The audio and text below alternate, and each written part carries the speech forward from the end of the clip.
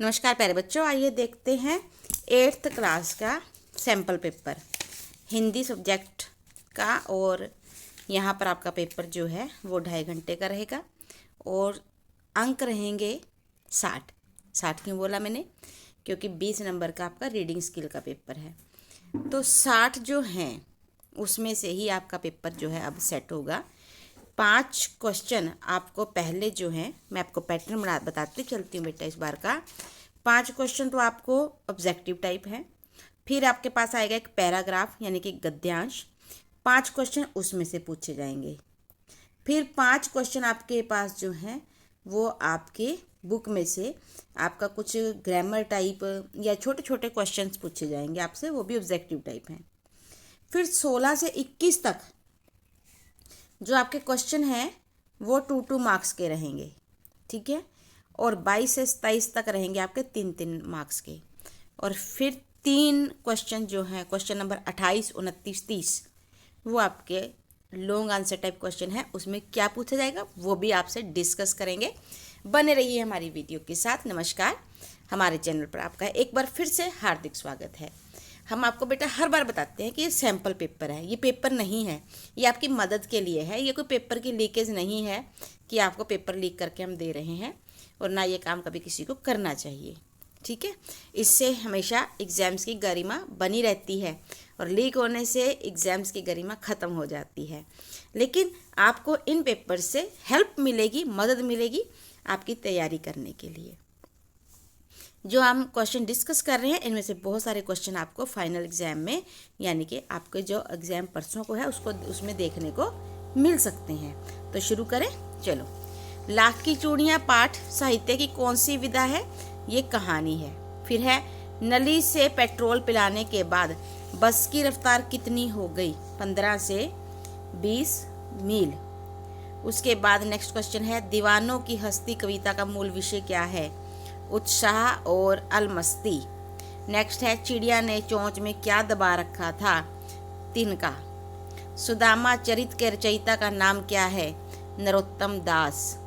Next है question number 6, Tamil Nadu के किस जिले में साइकिल चलना एक सामाजिक आंदोलन बन गया? पुदुकोट्टई में। नेक्स्ट है अंग्रेज ने लोटे को कितने रुपए में खरीदा? 500 रुपए में। उसके बाद नेक्स्ट क्वेश्चन नंबर 8, श्वेत शब्द का विलोम क्या होगा? श्वेत का विलोम होता है श्याम। आरामदेह शब्द में प्रत्यय क्या है? देह। आराम प्लस देह, देह। ओस की बूंद मेरी हथेली पर आ गिरी, रेखांकी शब्द में कौन सा कारक है? अधिकरण। हथेली पर के कारण हो गया ये अधिकरण, ठीक है। उसके बाद है बेटा बाज की प्रशस्ति में गीत कौन गा रहा था? तो इसका सही आंसर है लहरें। लहरें आंसर जो है गीत गा रही थी। लेखक के अनुसार भारत में सबसे महत्वपूर्ण क्या है?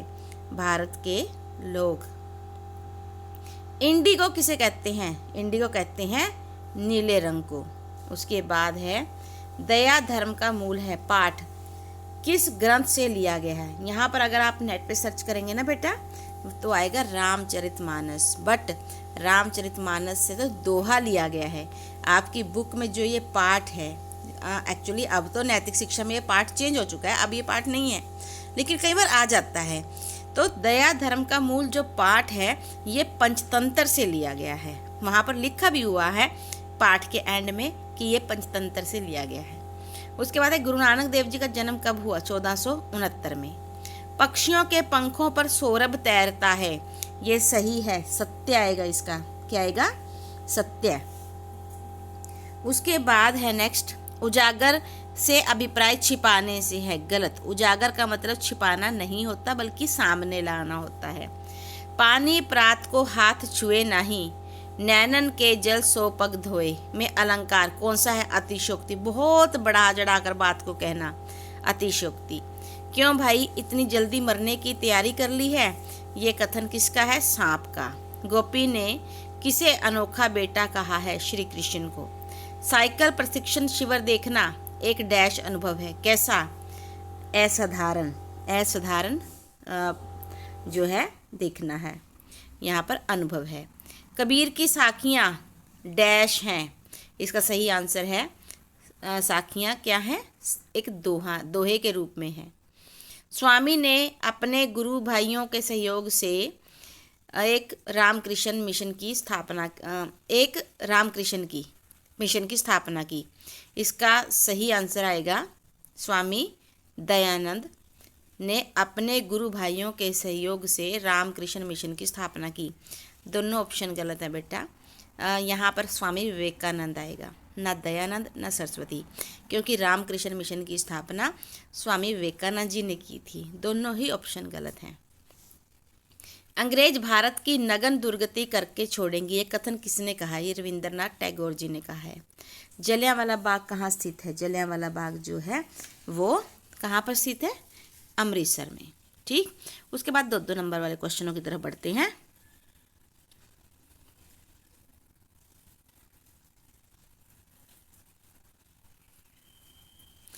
पहला है, बदलू के मन में ऐसी कौन सी व्यथा थी जो लेखक से छिपी ना रह सकी? आपका 2 मार्क्स का क्वेश्चन है ये। फिर है दीवाने, ये आपको बुक से आपको याद करने बेटा समझकर। दीवाने किस बंधन में बंधने और किस बंधन को तोड़ डालने की बात कहते हैं? नेक्स्ट है, कबीर दास ने साधु के ज्ञान को महत्व दिया, उसकी जात को नहीं, क्यों? क्योंकि कबीर जी समानता में विश्वास रखते थे। ठीक है, उसके बाद है, देखिए जो ये क्वेश्चन है ना आपका, इन्हीं क्वेश्चनों में थोड़ी थोड़ी चेंजेस होकर भी आ सकते हैं। जैसे कबीरदास जी वाला है तो उन्होंने किसे? कबीरदास ने साधु के ज्ञान को महत्व दिया है, उनकी जाति को नहीं, क्यों? अब क्वेश्चन ये भी तो आ सकता है ना कि कबीर जी के अनुसार किस प्रकार के लोग दुश्मन नहीं होते। तो कुछ भी क्वेश्चन चेंज होकर आ सकता है। आपको कबीर जी के लेसन के सभी क्वेश्चंस अच्छे से याद कर लेने हैं। उसके बाद है, अगर दुनिया के सभी पहिए हड़ताल कर दे तो क्या होगा? तो आपको इस लेसन के भी इससे रिलेटेड 2-3 क्वेश्चन याद कर लेने चाहिए। फिर है, बिलवासी जी ने रुपये का प्रबंध कहाँ से किया था? तो अब इस लेसन से रिलेटेड, बिलवासी के लेसन से रिलेटेड आप कुछ क्वेश्चन याद कर सकते हैं। उसके बाद है, लेखक को ओस की बूंद कहाँ मिली? ये ओस की बूंद वाला लेसन बेटा बहुत ही इम्पोर्टेंट है और आपने इसके सभी इम्पोर्टेंट क्वेश्चंस याद कर लेने हैं। उसके बाद है, कैपिटेशन चार्ज से आप क्या समझते हैं? और फिर है, सुकरात कौन था और वो कहाँ का रहने वाला था? फिर आपके पास 3-3 मार्क्स के क्वेश्चन है। मैं हर पेड़ को अपना दुश्मन समझ रहा था, लेखक पेड़ों को दुश्मन क्यों समझ रहा था? आपने ये भी अच्छे से करना है। आपके सपनों का भारत कैसा होना चाहिए? तो ये क्वेश्चन आपने अच्छे से कर लेना चाहिए कि हमारे सपनों का भारत कैसा हो सकता है। फिर है, चिड़िया चोंच में तिनका दबाकर उड़ने की तैयारी में क्यों थी? ये बहुत इंपॉर्टेंट क्वेश्चन है और इसमें आपने इससे रिलेटेड पानी की कहानी के आधार पर पानी की यात्रा भी याद करना है, जो इससे काफ़ी इम्पोर्टेंट क्वेश्चन लगता है। उसके बाद है, सुदामा की दीन दशा देखकर श्री कृष्ण जी की क्या मनोदशा हुई? यानी कि सुदामा वाले लेसन से आपको इम्पोर्टेंट क्वेश्चन कर लेने चाहिए। उसके बाद है, श्री कृष्ण अपनी चोटी के विषय में क्या क्या सोच रहे थे? ये क्वेश्चन भी आप करें।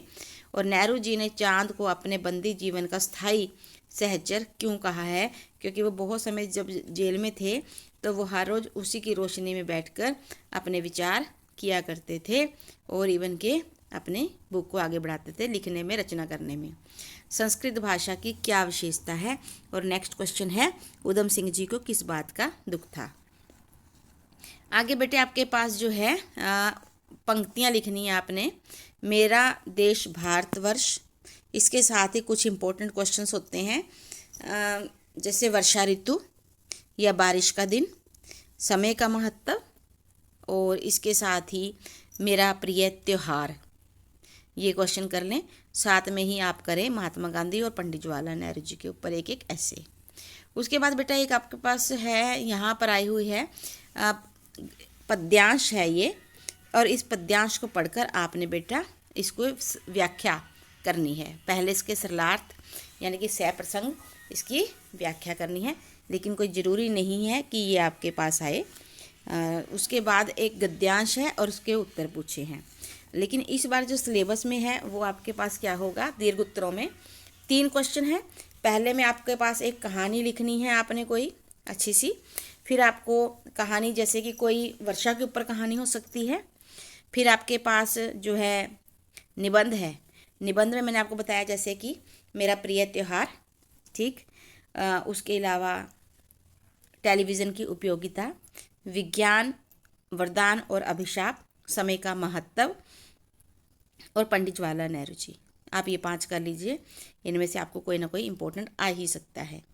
और इसके अलावा आपके पास आएगी एक प्रार्थना पत्र, जैसे कि बीमारी, जरूरी काम, फीस माफ़ी, जुर्माना माफ़ी और एक होती है स्कूल छोड़ने का प्रमाण पत्र। ये 5 प्रार्थना पत्र अच्छे से करके जाएं, क्योंकि बेटा पेपर आज वो नहीं आ रहे जो हम पिछले साल तक आते थे आसान वाले, अब समझ पर आधारित आते हैं। अगर ग्रामर आती है तो वो भी दिखने में मुश्किल लगती है, लेकिन जब हम उसे समझते हैं, पढ़ते हैं बार बार, तो फिर वो आसान हो जाती है। यानी कि अंडरस्टैंडिंग लेवल हमारा कितना है तो उसको चेक किया जा रहा है पेपरों से। तो इसीलिए आप खूब अच्छे से तैयारी करके जाएं और जितना ज़्यादा हो सकता है लिटरेचर पढ़ें। और अगर ग्रामर पोर्शन ही पढ़ना है तो आप पढ़ें लिपि, उपसर्ग, प्रत्यय और अलंकार, अगर आपके सिलेबस में है तो, और साथ में लोकोक्तियाँ। ये करके जाएं बेटा अच्छे से, क्योंकि बहुत इम्पोर्टेंट है। तो इसी आशा के साथ कि आपके मार्क्स बहुत अच्छे आएंगे, आप एक अच्छी हिंदी लिखने में सफल रहेंगे, आगे बढ़ने के लिए हमेशा मेहनत के रास्ते को अपनाएंगे। इसी आशा के साथ कि आप अपने जीवन में तरक्कियों को प्राप्त करते हुए आसमान को छुएंगे। बहुत बहुत आशीष। Thank you. Have a nice day. God bless you बेटा। जय हिंद, जय भारत।